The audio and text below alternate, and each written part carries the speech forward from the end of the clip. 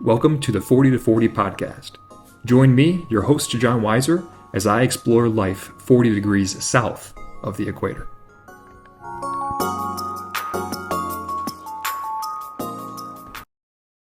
Welcome to episode 5 of the 40 to 40 podcast. Today we are getting into the topic of culture in Argentina. So to start, definition of culture from Oxford Languages is the ideas, customs, and social behaviors of a particular people or society.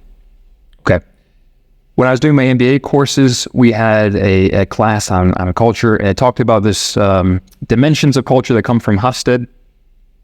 And it has these 5 dimensions: identity, power, gender, uncertainty, and time. This is a tool where if you want to compare a specific culture, it allows you to use a structure to do so and say how do the cultures differ on these criteria.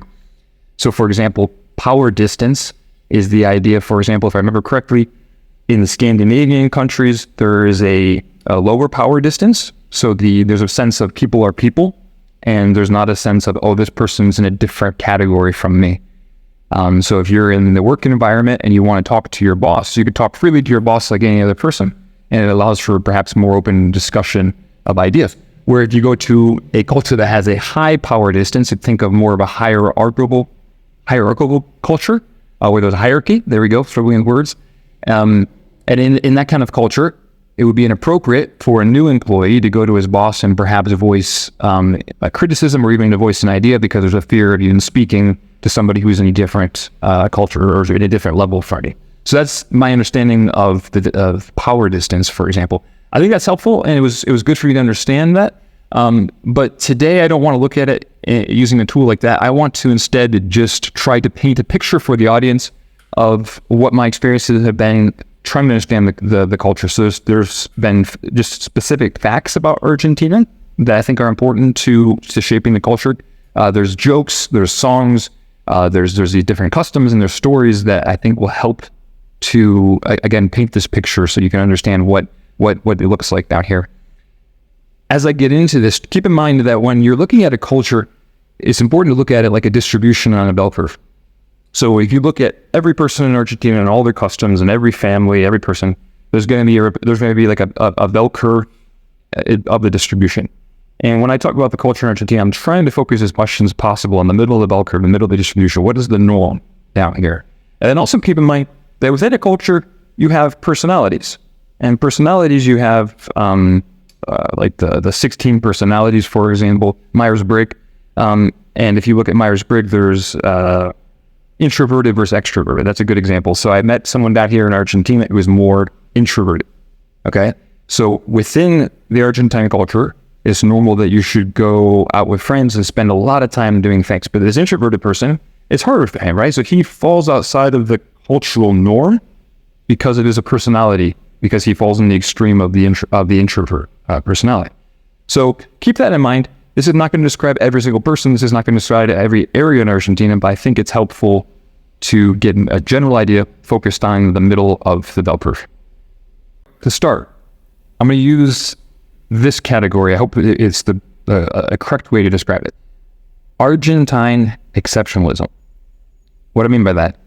I think every Argentine is aware that almost 100 years ago, in the early 1900s, Argentina was one of the wealthiest countries in the world. Argentina, for example, is a top 5 global producer on soybeans, maize, sunflower seeds, lemon, and pear. In the agricultural sector, they're world class with their application of technology, and you can get a engineering degree in agricultural sciences. Something else I've observed is when I've met Argentines, especially in the United States, when I met my wife for the first time, or when I've seen Argentines now here, I found several who were very quick to say, we have the best pastas, we have the best pizza, we have the best ice creams. And so there's a real sense of pride in the uniqueness of their food that is different than other countries in South America, and that is excellent. About the differences between Argentina and other South American countries, Argentines don't like being lumped, as from what I can see, with the other South American countries or with the Central American countries. So for example, Argentina is not a beans and rice culture. You're not going to come down here and find a dish that's heavy on beans or on rice. And they don't eat spicy food. So it's not at all like Mexico. So if you think, oh, they're Spanish speaking, it's similar to Mexico, for example, that's not the case. And then they don't eat tacos. If they're eating tacos, it's because they're having Mexican food night. It's not because it's part of the Argentine culture. And then one last thing, Argentines are aware of their unique geography. Argentina is as long south to north as the United States is east to west. So it's a huge country. They have extreme heat and deserts up in the far north, and then they have penguins at extreme cold down in the far south. So they have the tallest mountain in South America. They have glaciers, they have penguins, they have whales. They have these beautiful resources. They're aware that it's a special country. The next important category is that Argentines love spending time, like really spending time. There is this joke, and I'll see if I can find a link to the original because it's much better than I'm going to tell it, but it's in Spanish, of this American tourist who comes down and he's in Patagonia and he runs into this goat farmer. And he says, hey, what are you doing here? And the goat farmer says, I'm taking care of my goats. And he said, okay. But why don't you build a bigger farm so that you can put the goats away in the winter and it's easier to have more goats on a smaller property? You can make more money here. And he says, but why? And the American says, if you build a farm, then you can start to buy some trucks and you can distribute across the whole country. And the goat farmer says, but why? And he said, well, if you distribute across the whole country, then you can get to the ports and you can export globally. And he says, why? It's because you have a huge company. You're gonna make a ton of money. You're gonna be really successful. And the goat farmer says, ¿Para qué? Why? And the American finally finishes it and he says, well, so that you can just retire and really enjoy your life. And the goat farmer looks around and he says, and what am I doing right now? Right? ¿Qué estoy haciendo? And so it's this different mindset. It's a joke, right? It's not all of Argentina, but this different mindset of, hey, just enjoy life right now with what you have. Some examples of that. Argentina is a mate culture. So last episode I had a cup of coffee, but Argentina has done things to me and now I have a mate. So bombilla, straw. It has a filter at the bottom. You have a gourd, sometimes covered in leather. You fill it up with the mate, the cheddar mate, right? So there's a leaf that is that you can buy at the store in big packages. You fill it up with that, you put a little bit of cold water in, you put your straw in, and then you place the hot water in, and then you suck the water out through the straw, and so you get the sprawling tea, but you don't get the leaves.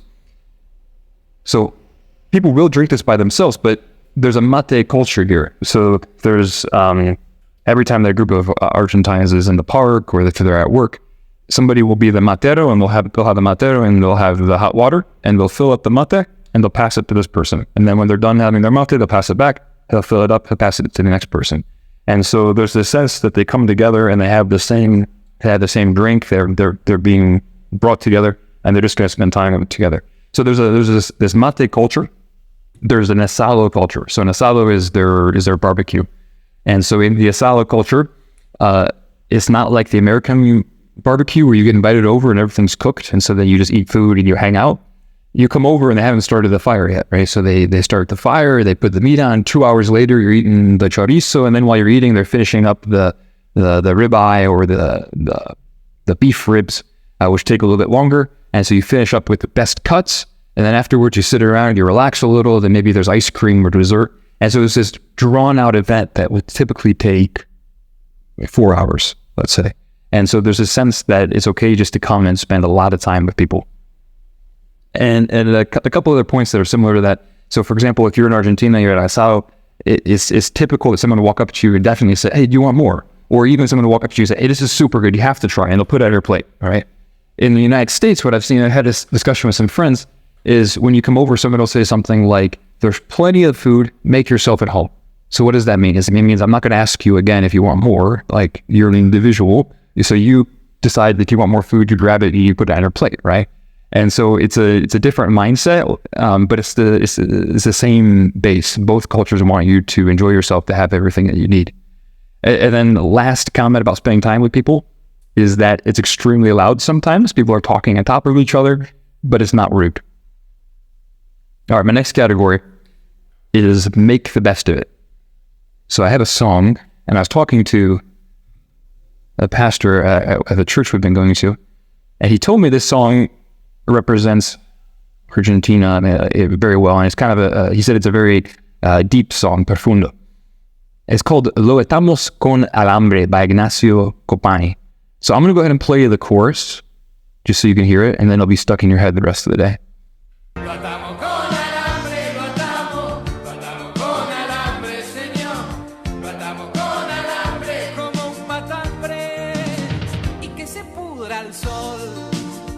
All right, so let me attempt to translate this. It says, in this holy land, we don't get scared by a tornado. We don't mind if the dining room ceiling falls. In this holy land, we don't lack imagination for fixing the faucet or for adjusting the bed with precision. We fix it with wire, we fix it with wire. And if I jump down to the last verse, because this one's a little bit darker in some ways, it says, if we get sick with this infirmity and we go to the nurse and she gives us an enema, which is lovely, and then we're coming to the end of the world in just a second with a big explosion, don't be worried, little girl, because we know we have a salvation. And what is it? We fix it with wire, we fix it with wire. So I've seen, after he showed me this song, I've seen it. And what's interesting about the song is it was kind of this darkness where it's like, oh man, you're getting sick and the end of the world is coming. Like you're just expecting for all these bad things to happen. Like that's kind of disappointing. But there's this hopefulness and this resourcefulness that's like, no matter what, we'll find a way, right?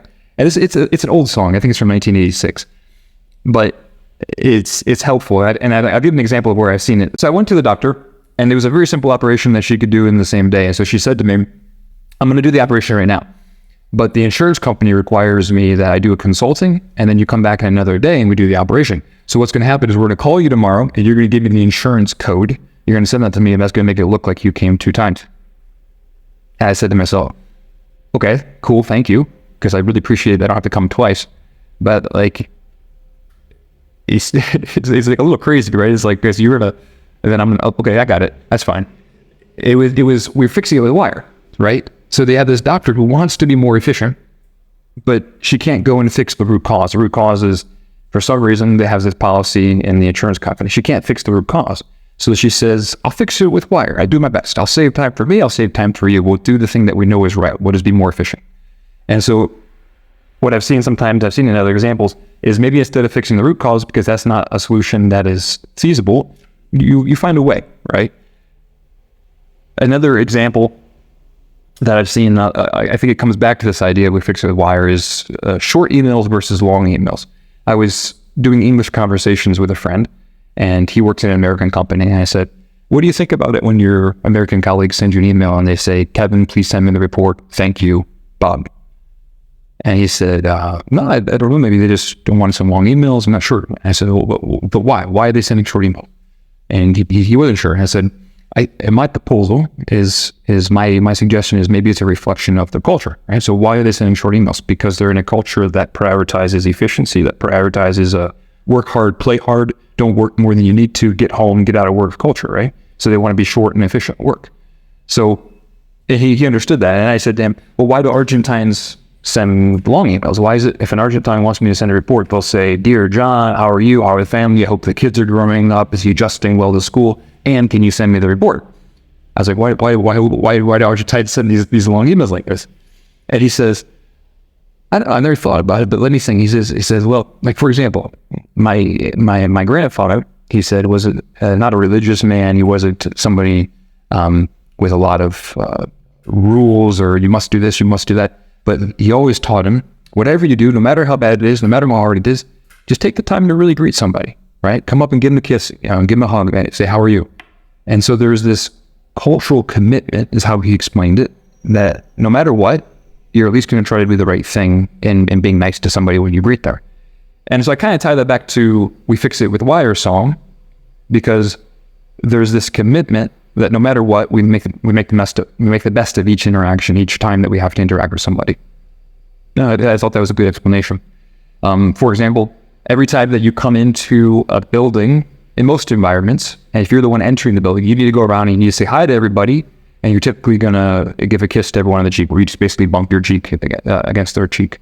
That's very normal. If they're the one walking in and you're at work and you're working on emails, they'll come in and say, hey, John, how are you? You're expected to turn from your emails and say, I'm doing well, quick kiss, back to the email. So there's expectation that everyone's going to commit to just saying hi to each other and starting their day off that way. And then the last example of fixing it with wire, I think it ties in with that well, is Argentina won the World Cup. Super passionate about it. From what I can tell, every single person in Argentina, I mean, it's exaggeration, but almost every single person in Argentina watched the World Cup, celebrated the World Cup, was super involved. I cannot think of a single event in the United States where everyone will watch it, right? Not everyone likes football. Not everyone likes politics. Not everyone likes, primetime TV, whatever. There's nothing that I can think of that ties everyone to the same event as much as Argentines were tied towards winning the World Cup. Winning the World Cup is super prestigious, is a super big deal. And so I think it's tied to this idea of we fix it with wire, where it's like, I'm not going to focus on the end of the world. I'm not going to focus on a tornado. I'm being sick. If I have a chance to focus on something good, I'm just going to focus on the thing that's really good. And so the whole country said, we have this amazing thing. I'm going to focus on that. And so like there's this, like I said, there's this hopefulness, this optimism, this resourcefulness that comes with this idea of even if we can't do it the perfect way, we're going to find some way to do it. And then my last section, it is difficult from what I have seen. And that does shape the culture. So in episode 2, I dove into inflation, and I made the proposal that does drive a cultural tendency or emotional tendency towards hopelessness, right? It pushes you in that direction when you start to feel like you can't even save money. Another fact, 2021 GDP per capita, so gross domestic product per capita, you just take the GDP of the country, you divide it by the number of people in the country. It's my understanding. That was about 10,600 USD. So that's not what the average person is earning, but that's some kind of indication of the total productivity of the country divided by the people in the country, some kind of indication of the amount of wealth produced by the country. Versus in the United States in 2021, there was 70,000 USD was GDP per capita. So again, indication of the total amount of money and wealth and movement of productivity in the United States. And so it is 7 times more in the United States than it is in Argentina. Minimum wage of around 300 USD per month, which we don't normally think in per month in the United States. So 3 times 12, 36. So 3,600 USD per year is a minimum wage. And then there's a fact that many Argentines, either for short-term or long-term, have gone to Australia on work visas. Many Argentines are trying to find grandparents who were born in Italy, Spain, France, and seeing if they can apply for European citizenship. And so all these factors tie together to, at least in my first attempt, to try to paint a picture again of the main distribution of what shapes people in Argentina, of the history, of the current events, of people who've written songs or jokes about what it's like to live here. It's not all encompassing, but I do hope that it helps for you to understand a little bit more about the people and the culture of Argentina. Thank you very much for joining me, and I'll see you next week as I dive into episode 6 on professional development.